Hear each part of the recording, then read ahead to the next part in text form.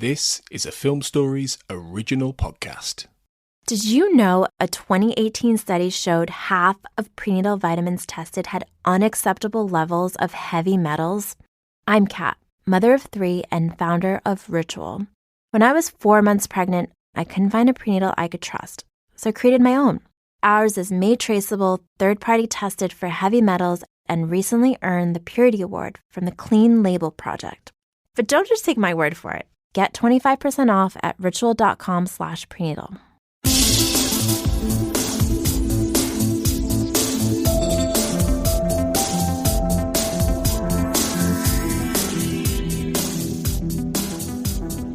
Welcome back, everyone, to the Xcast. The truth is in here.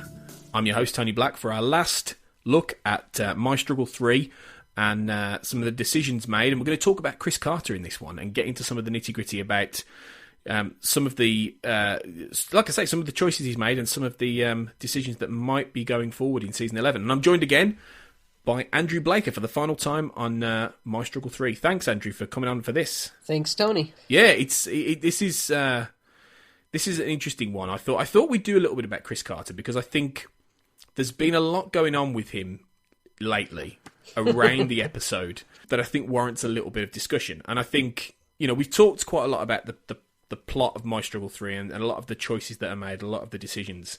The biggest one, of course, being the decision to have Scully potentially be impregnated by the cigarette smoking man, which is a big, WTF for a lot of the fandom.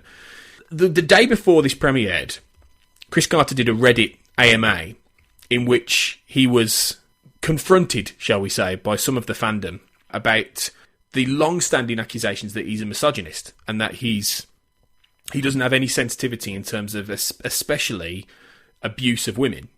And I think it's really interesting how then, if only they knew what was going to happen a day later, I think they'd have gone mental at him on that Reddit, to be honest. Yeah. Because it almost seems like, incredibly timed that the day later he does something that I think would have reinforced these thoughts in a lot of people. It's a very delicate subject, but where do you stand on this, Andrew? I am still trying to figure that out. I did see some of the Reddit AMA that they did, and there were a lot of those accusations flying. It goes to the whole why has Scully never gotten a desk? That's one of those reoccurring charges against him. There's others, of course, but you're right. I mean, it was pretty brutal, and this does not help those who are trying to defend him. I don't think this. I logged on Twitter, a Tumblr, various sites, various fan forums, and there's pretty widespread disdain, I guess I should say, for his choice to have Cigarette Smoking Man proclaim that he's responsible for impregnating her and he is William's father. A lot of people using the word rape for that, and so the charges have been there for years, but this adds the fuel to the fire. And I think you can't know someone like you can't know personally Chris Carter's views on things, but people are insinuating it based on what they see as him treating female characters differently than he would their male counterparts, not giving Agent Scully a desk. From that, people will infer, he doesn't think she's as valuable as Mulder is. I mean, that's so. I think it's a slippery slope, and I don't think that anyone knows him well enough, except maybe his immediate family, to know what his real views on it are. But when you are a public figure, when you are a creator, when you are the one behind a beloved, multi-generational science fiction fandom, you're put out there, and I think that your choices will be what people see and what they form their opinion of you personally on. I think that's very well put, actually, and I think you're absolutely right in saying that people speculate all the time, but nobody knows unless you know Chris Carter very well. Potentially, his views on it. I mean, I'll be honest. I find it very hard to believe that somebody who created Dana Scully is a misogynist. I find it very hard to believe that, because ultimately the X-Files has been created by a whole group of writers, some amazing writers, quite a few writers, let's be honest, who are better writers than Chris Carter, okay? You know, he'd probably be the first person to agree, to be honest. And I think most people would agree with that. But I think it's him, he's the one who created Scully. She came fully formed out of his mind.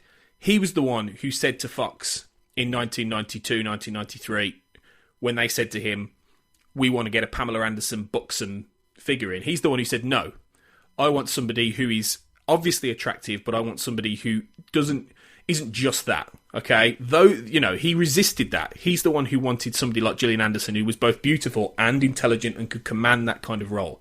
He wrote Scully from day one as somebody who wasn't a cliche.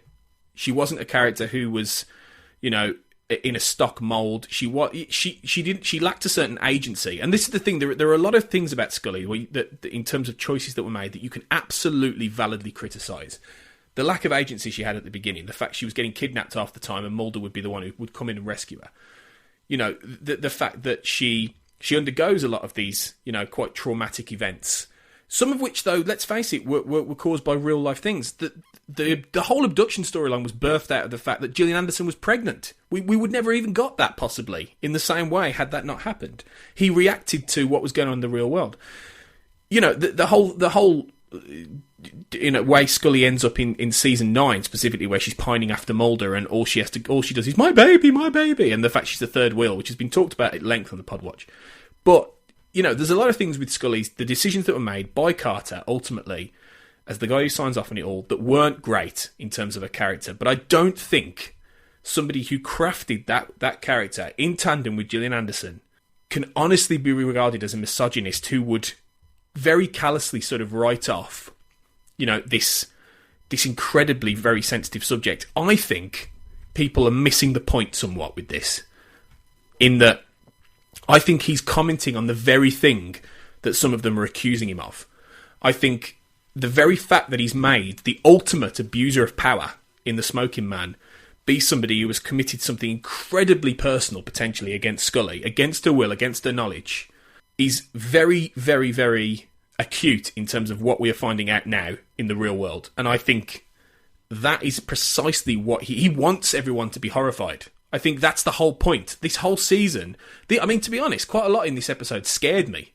At a fundamental commentary level of where we are as a species, I'm far more scared that we're going to have a conspiracy of men wipe us all out with a plague or consume us with the boot of a totalitarian state than an alien race coming down. I'm genuinely more scared of that, because it's more likely to happen. And that is where we are with the X-Files. I don't think he's intentionally trying to do these things to upset people. I think he's making the point that these things are happening now in the real world. All he's doing is reflecting it.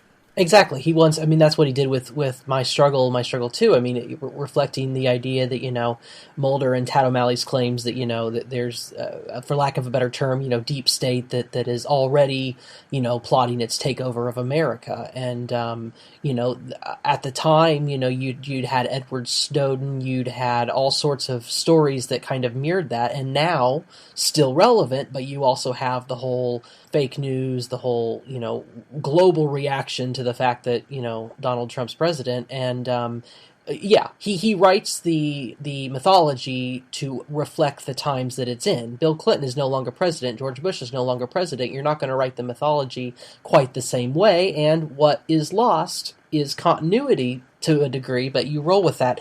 Going back real quick to what you were saying about Scully, you know, this is not that, and this is coming to me the more I think about the episode, this is really not that big of a change from what's happened. She had a child, Emily, who was conceived from a manipulated ovum, without her knowledge, without her involvement, from when she was abducted in season 2. She found out about the child, you know, years later, and the child was dead, you know, the next episode. So if he had done that this time, if you know, or season 8, you know, when Scully was pregnant and there were her Dr. Parenti, the geneticist or whatever, was involved, you know, this is not that new of material. It's very bold in that it's very explicit, and it's very bold in that, you know, it's a timely political current issue now. But in terms of just looking in the universe of the X-Files, it's not new.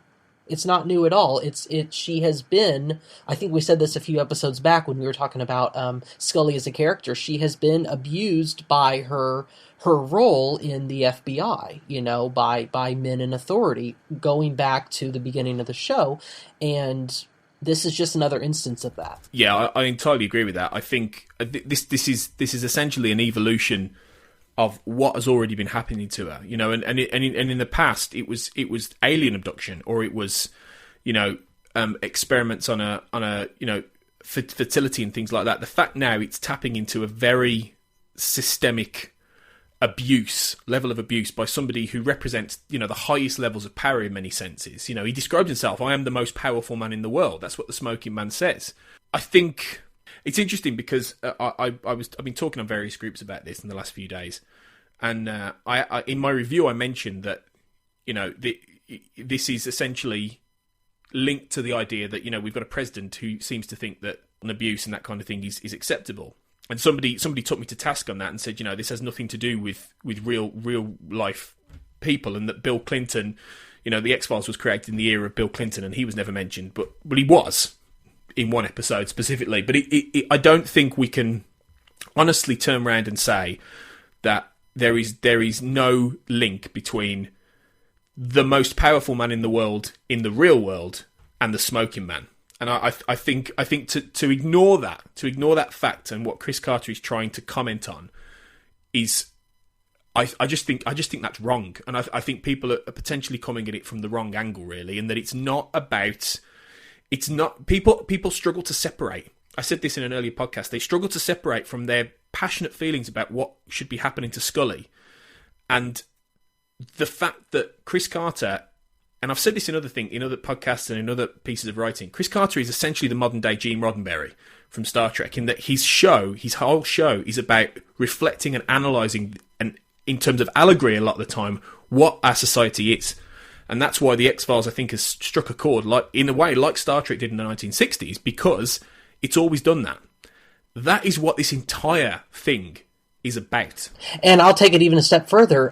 It's for those who are, you know, you said you spoke to someone who, you know, had said it has nothing to do with the real world. Well, that's hypocritical, because it absolutely does. You would not have had the backlash that you're seeing right now if this episode had aired 5 years ago.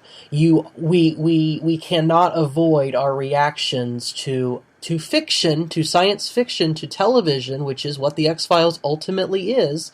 Our reactions are based on what's happening in the real world. And if you're, you know, it's hypocritical if someone were to deny that, quite honestly. I mean, and you're right. I think the political, the cultural climate that we're in now, you don't get enough people capable of honestly separating this in their minds, really, and that's where their reactions are coming from. And I'm not saying that their reactions are not justified, based on what's going on in the world, but again, you have to be able to separate some things in life, you know. I mean, and so I agree with you on what he was trying to do here, how it is just an extension of the X-Files mythology, which we all like, you know. It's an extension of how those characters have been treated in the mythology going back to 1993, and the fact that it's happening now with you know, sexual harassment and everything, you know, so dominant in the news right now, the timing is what's bringing about this reaction to the characters and what's going on. You know, and I think there's a more than fair argument that there's a level of sensitivity that maybe it doesn't have. You know, I completely understand that, and I completely understand that it is upsetting, it is offensive to people, and he isn't necessarily the most sensitive about it. I get that completely. You know, and there are a lot of criticisms that are quite valid about the execution of My Struggle 3. You know, if you separate, I think in terms of its themes and what it's commenting on and what it's talking about and some of the ideas, I think it's really quite great, actually. I think there's a really chunky amount of substance to that. But I think in terms of execution, it is wanting. You know, like My Struggle and My Struggle 2, especially My Struggle 2, were. And from that perspective, that's his weakness ultimately. So I think a lot of these criticisms are perfectly valid, but I think the problem is when, like we say, people can't separate. And I think that there's an issue of being unable to read beyond what is actually happening to these characters and in this story, and read beyond what ultimately we are talking about. And The X-Files has always been a show, and one of the reasons we love it, well, one of the reasons a lot of us love it, is because it's not just about investigating the paranormal. It is reflecting what is going on in the real world. And I think, I think there's a level of the fandom being divided in terms of that the X-Files fandom is very much divided between people who are interested in the commentary and what it's saying and the symbolism and the subtext, and people who are interested in the romance, and the people who are interested in the happy ever after for Mulder and Scully and the character development in that way. And, personally, that's not my interest. I've never been a shipper. I'm not anti-shipper at all. And I'd be perfectly happy in some respects to see Mulder and Scully go off and have a happy ending. But at the same time, I don't really believe the X-Files should have an ending as such. That's my personal take on it. And I don't think Chris Carter does either. And I think all these questions that he's had of, is this the end? Gillian Anderson's said there's no more. She's not doing any more. He's just come out and said, I'm not doing any more without Gillian.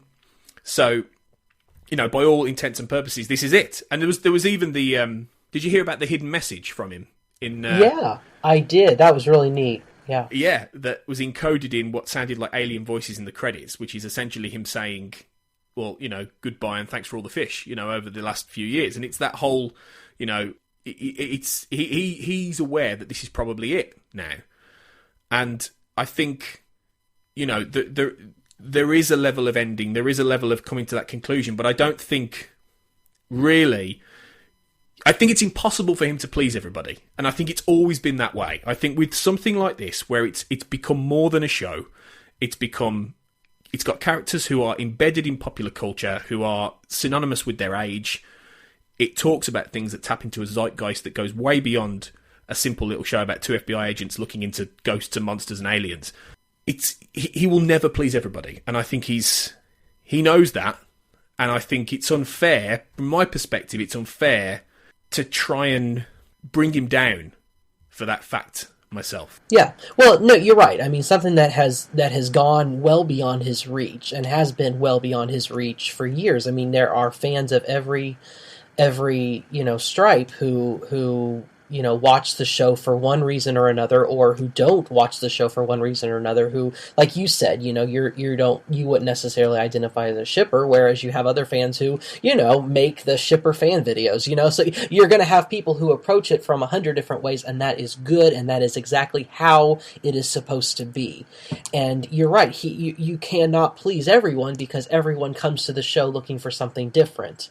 And that is extremely fair, and I think that there does need to be separation between, you may not be the biggest fan of Chris Carter as a creator, writer, executive producer, but taking it to the level of personal attacks and things, that's something different altogether in my book. And I think that there's a lot of that going on, not just with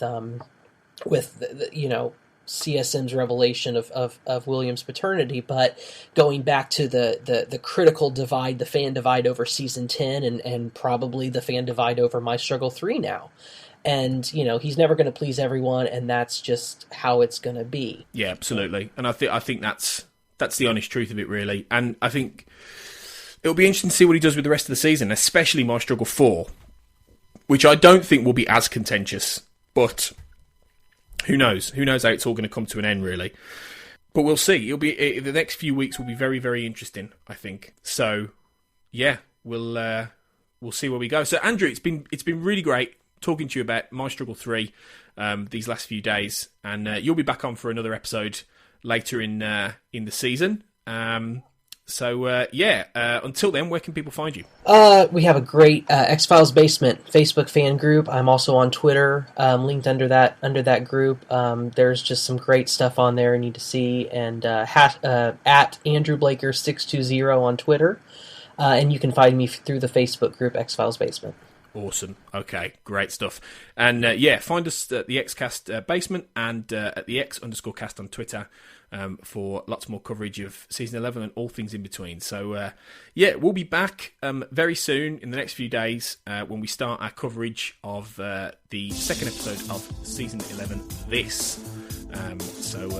be back to cover that super soon. So until then, thanks for joining us to talk about My Struggle 3, and always remember, I want to lie.